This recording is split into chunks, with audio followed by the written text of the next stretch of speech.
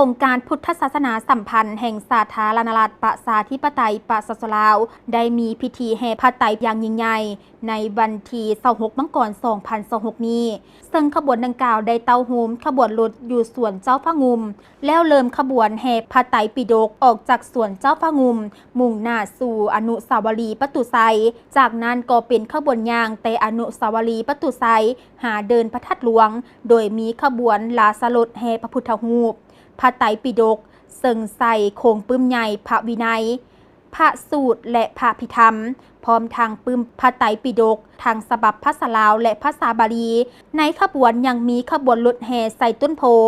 ขบวนพระสงฆ์สามเณรและขบวนน้องนักเรียนถือปื้มพระไตรปิฎกพร้อมทางมวลชนเข้าร่วมแห่ขบวนในครั้งนี้เริ่มส่วนเจ้าพระงุมหาเดินทัดหลวงเป็นขบวนอย่างยิ่งใหญ่พิธีเปิดงานอย่างเป็นทางการอยู่เดินหน้าพระเจ้าไซเสถาธิราชทัดหลวงวิ่งจันทร์โดยการเข้าร่วมพิธีนำพาคณะฝ่ายสงฆ์โดยพระอาจารย์ใหญ่มหาเวทมาเสนัยประธานศูนย์กลางองค์การพุทธศาสนาสัมพันธ์แห่งสาธารณรัฐประชาธิปไตยปสสลาวพร้อมด้วยคณะ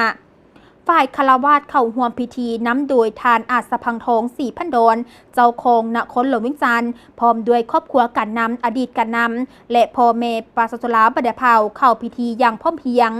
ในพิธีพระอาจารย์ใหญ่บุญสวนพันธวงศ์รองประธานศูนย์กลางองค์การพุทธศาสนาสัมพันธ์แห่งสาธารณรัฐประชาธิปไตยปสสลาวได้ขึ้นกล่าวรายงานประวัติความเป็นมาและผลสำเร็จในการสร้างพระไตรปิฎกลาวที่เป็นฉบับภาษาลาวและฉบับภาษาบาลีลาวซึ่งได้เริ่มสร้างตั้งแต่สมัยพุทธศาสนาเข้ามาในพื้นแผ่นดินลาวตั้งแต่สมัยเจ้าพระงุมพระไตรปิฎกที่เคยสมบูรณ์ต่อตามก็ได้ขาดตกบกพร่องและสูญหายไปตามเหตุการณ์บ้านเมืองและเหตุการณ์ตามกาลเวลา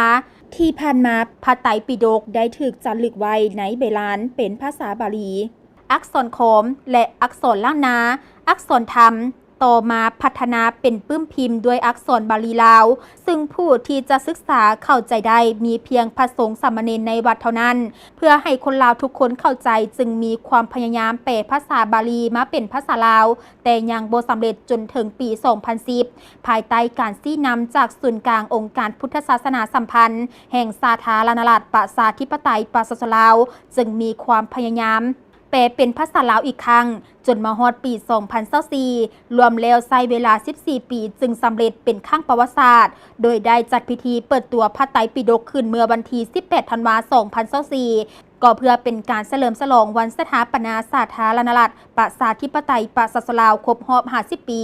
ทั้งเป็นวาระโอกาสดีเป็นยุคสมัยใหม่ที่ศาสนาพุทธเจริญรุ่งเรืองในแผ่นดินลาวอีกครั้งหนึ่งโอกาสนี้ทานอาจสะพังทองศรีพันดรก็ได้ขึ้นกล่าวคำเห็นโมทนาต่างหน้าให้การนำขั้นสูงของพรรครัฐและในนามพุทธศาสนิกชนลาวขอแสดงความมุทิตาจิตความปิติยินดีและขออนุโมทนาสาธุการต่อความภาคเพียรความบักบั่นพยายามของคณะกรรมการศูนย์กลางองค์การพุทธศาสนาสัมพันธ์แห่งสาธารณรัฐประชาธิปไตยปสสลาวพร้อมด้วยพระเถระที่เชี่ยวชาญทางพระไตรปิฎกนักปราชญ์อาจารย์และการจัดตั้งเกี่ยวข้องได้พร้อมกันเปจัดเฮียบเฮียงกวดแก้พระไตรปิฎกจนสำเร็จสมบูรณ์แบบซึ่งพระไตรปิฎกแม่นพระคัมภีร์ศักดิ์สิทธิ์และเป็นคัมภีร์สูงสุดในทางพุทธศาสนาที่ได้บรรจุหลักธรรมคำสอนอันบริสุทธิ์ผุดพองของพระพุทธเจ้าพระไตรปิฎกแม่นคลังสะสมความรู้ด้านต่างๆทางพระพุทธศาสนาเพื่อให้พระสงฆ์สามเณรบรรดาชาวพุทธลาวและผู้มีความสนใจได้ค้นคว้าศึกษาหลักธรรมคำสั่งสอนที่แท้จริงของพระพุทธเจ้าให้เข้าใจได้อย่างลึกซึ้งเพื่อนำเอาคำสั่งสอนไปจัดตั้งปฏิบัติให้เกิดประโยชน์แก่ตนเองและสังคมก็คือประเทศชาติซึ่งการสูตรสาธยายพระไตรปิฎกลาวจะเริ่มสูตรไปแต่วันที่